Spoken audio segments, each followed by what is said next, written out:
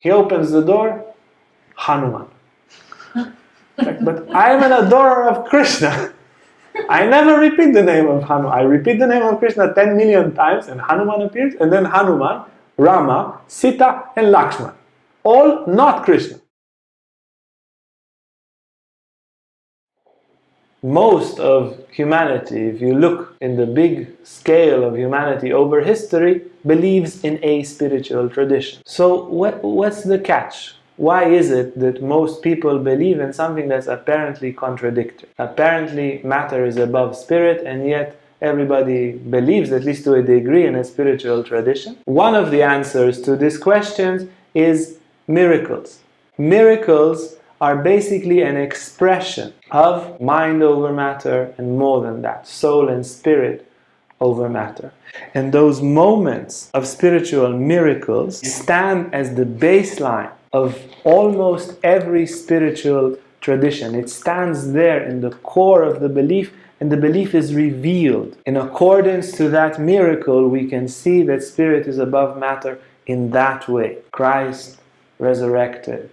The bush did not burn, and therefore reality is like that. So the miracles have a tremendous psychological importance and a tremendous factor of unity when it comes to all of world traditions. We will talk in this first series of our lectures on epic spiritual moments about miracle competitions. One thing is you have a miracle, that's already very amazing. Miracles are like a proof for your spiritual size, if you will, for your spiritual accomplishment. But then a whole nother thing is if those miracles, they happen at will, summoned within the context of a competition where you are face to face with another super accomplished being. Within the lecture today, we want to give you a nice overview throughout different traditions and hopefully spark your interest in these accomplishments so that also you can start practicing in that direction. That is always the point in the end of the day. Early 20th century, the great Poonja is born in India, in Punjab, or at least he lived in Punjab for a big part of his life. At the age of 6, he has a tremendous spiritual experience which he can't explain. His mother tells him it's Krishna, so he becomes a devotee of Krishna. But he keeps on getting visions of Krishna already as a child. He goes on pilgrimage and finds the great master Ramana Maharishi, who is by now very, very known also in the West. And he boasts that he has visions of Krishna, and Ramana tells him, can you have it all the time, permanently? And he says, no. Well, then what kind of God vision is that? If you go in and out, is not yet complete liberation. And Poonja, who is used to be the best spiritual guy in the class, and around and in the city, is somehow annoyed, and he leaves. He doesn't stay there longer. Ramana tells him, Poonja asks Ramana, have you seen God? And Ramana tells him, God is not to be seen. God is the seer. You are that. And in that moment, Poonja, even not being very open, entered that state of self-revelation and had very, very profound mystical peace and transcendence. Nevertheless, when he came back to his personality, he wanted to stay a bhakti, a devotee, a devotional person, continuing to adore Krishna as he's done the whole life. And he had visions of Krishna, which were ecstatic. Poonja's practice, similar to St. Patrick's and others, and not to mention Padma Shambhava and Princess-Mandarava, tremendous spiritual practice. He would wake up at 2 o'clock in the morning, and he would basically repeat the Krishna mantra all the time. He told his wife not to speak to him. He told the people at his office not to speak to him, only if it's urgent. And he would basically pray all day, sleep very little, wake up again at 2 o'clock in the night. He would try to say 50,000 prayers a day for every breath that he ever took in this life, because how could he breathe and not say the word of Krishna? How dumb is that? He was so pretty dumb. Burning with devotional love, with ecstatic devotional life. There was nothing for him but love for God, which for him was Krishna.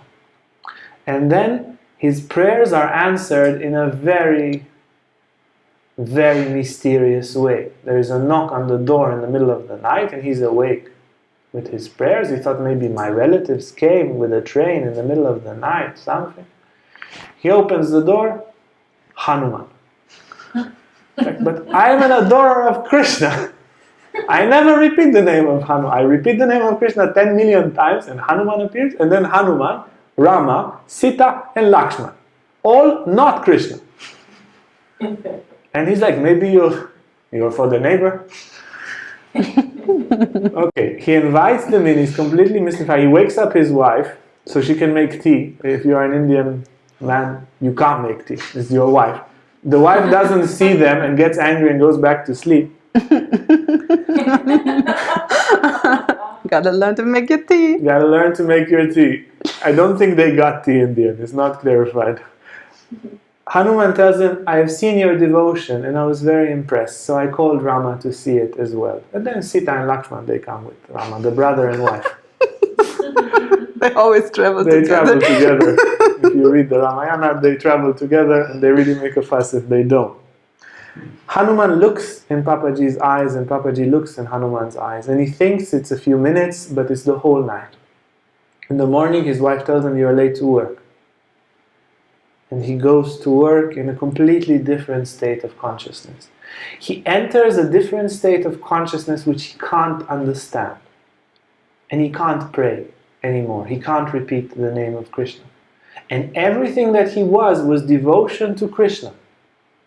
And now he can't pray anymore. He doesn't feel devotion. He can't repeat the mantra. He's completely lost and depressed and having an inner state that he just can't understand. He goes to all the masters from the Ramakrishna mission. He goes around. It's India. You find masters. Nobody knows. They tell him the dark night of the soul. They tell him some quotes for books. He's not satisfied. And then he says, what about that guy, that Ramana guy? Maybe he can explain. Wherever you're watching this video, please like and subscribe. Hit the bell and all the little buttons that you could possibly... We encourage you to hit the bell. And for sure subscribe also. Subscribe. So he travels to Ramana and he asks Ramana, what happened to me? And Ramana Maharishi looks at him and says, my child, how have you come here? He says, with a train. And from the train station, with one of these tuk-tuks or whatever, I came and it brought me all the way here. He says, and now you have arrived? He says, I have arrived. And Ramana looks at him very joyfully. He said, yes, my son, it's over. The japa was your ride. You have done the japa, you have done your prayers, and they took you the whole way. It's finished.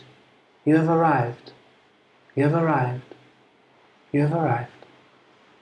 And Papaji arrived. And that was the moment he needed to realize, because he was still struggling basically with the state of enlightenment. And when he realized he doesn't need to struggle anymore or pray anymore or do any kind of practice, he settled. And he settled many years there in the Ramana ashram. He was completely mad with Ramana. There were moments in which Ramana Maharishi was having his siesta, and he would not receive people, but there was a corner where you could see a foot. And he would stay the whole lunch break and look at Ramana's foot, or at his toe, or at his hand, whatever you could see from the angle of the window. He was completely mesmerized and in love with his guru. Many years later, he's traveling in the Himalayas, and all he has is this perfect peace of mind, the total silence of self-revelation. And he meets a great yogi. He says this guy has been practicing since he was a child. He was eating only the purest food and practicing Kundalini yoga. It was like his body was transparent. He was like made out of a diamond, like a celestial diamond. He was just out of this world with spiritual radiance. He was taught by a master, and the master passed away and left him the stick. And the stick had a lot of paranormal powers, or this connection between the energies of the yogi and the stick had a lot of paranormal powers. So they meet and they're both very impressed with each other, and they decide to make a little show me what you know kind of miracle competition. And then they will decide in the end who is the master and who is the disciple, because this is a wonderful meeting. Why should we go from here the same that we left? Let's study from each other. So the yogi tells them, look, this is what I know. I can levitate. And he says, Papaji, I saw him levitating. He says, no, also a bird can levitate. Not interested. What else do you know? He says, I can manifest anything I want. Ask Papaji what you want. He says, I want this Kashmirian dish. She says, I don't know. You know, like this, with the onion. I don't know. Then he invites a goddess, that yogi, says, do you know that Kashmirian dish? Can you manifest it for him? He manifests for him. He says, it was very good. Good curry. Good curry. And then he says, okay, no, I mean, I can also work for money and get food. They're not interested. He says, I can speak any language. And Papaji takes him in Parsi, in Tamil, in Urdu, in all the languages. You know, the guy can speak anything. He says, no, also this, I'm not necessarily interested in that. He says, well, I can go in parallel dimension. He shows him parallel dimension. He says, no, this dimension is complicated enough for me. And the guy says, well, basically this, I showed you most of the things. What do you know? And Papaji says, oh, me, nothing. All I know is peace of mind. Peace of mind, peace of mind, peace of mind. I know how to be totally silent all the time. And in transcendence or in this state of revelation of the self all the time. But I know nothing else. And then the yogi said, yes, my guru told me, if I find someone who knows that, I follow him. And I went and I searched for gurus and I went in the Kumbh Mela and nobody knows this. So he becomes his disciple. And Papaji, he's called the Lion of Lucknow, he had a great sense of humor, but he was scary. He says, you know, if you become my disciple, you do everything I tell you for the rest of your life. And he said, yes, I've been a disciple before and I'm totally obedient. And Papaji says, okay, give me the stick. The stick with all the paranormal powers and the entire identity of the yogi. And the yogi, without delay, gives the stick to Papaji. And Papaji throws the stick in the river. And the river takes the stick. And the yogi loses all his paranormal powers. And they sit there in silence. And Papaji doesn't teach him anything. And the yogi gets enlightened in silence. And he stays silent with him for a while, greets him goodbye. The yogi is very grateful, greets him goodbye. And he stays with peace of mind and with no paranormal powers. This is somehow the conclusion of our lecture today, that beyond all the siddhis, there is the realization of the godly nature within, of the total silence, transcendence, of the pure existence, pure consciousness, pure bliss, that we are, that consciousness is.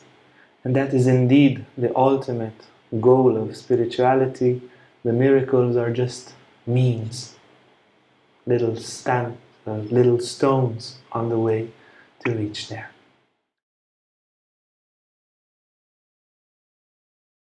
Well, he needed let's say, in the moment of the guru reflecting to him his state, he realized the actual enlightenment. It was the last drop that needed to happen. It was part of his journey to have the grace of the master lift him the last bit, even if he had already a very elevated state. That impulse was needed for him to come to full realization out of necessity. It was like all the conditions were set, everything was ready, but he still had a margin there of a personality that could choose. And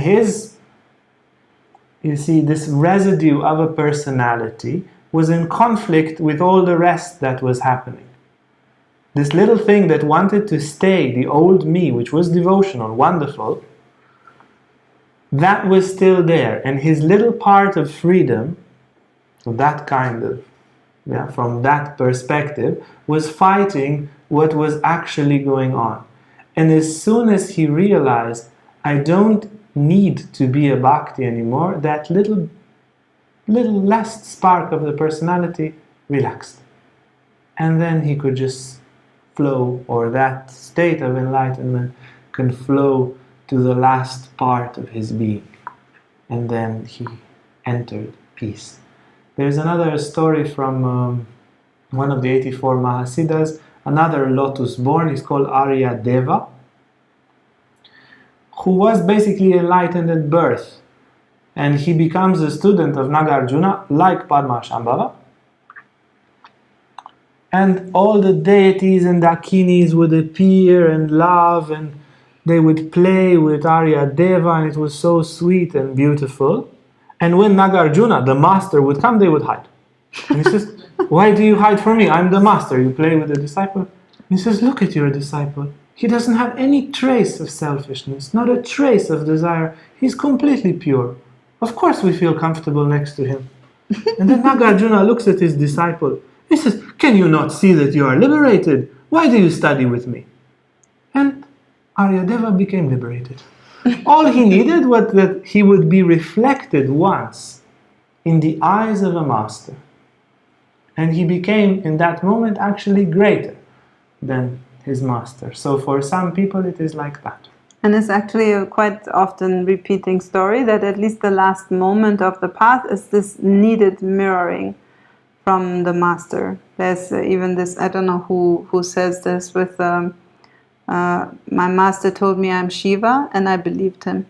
Nisargadatta Maharaj. Ah, there you go. So then you have, like, you are already just about to flip the coin, just about to lift the last veil, but you still need the reflection of another. Hey guys, if you like this video, make sure to like and subscribe to our YouTube channel for more content on spirituality, tantra and more. And if you want to sign up for our online classes or for our retreats, you can see our website on the description below.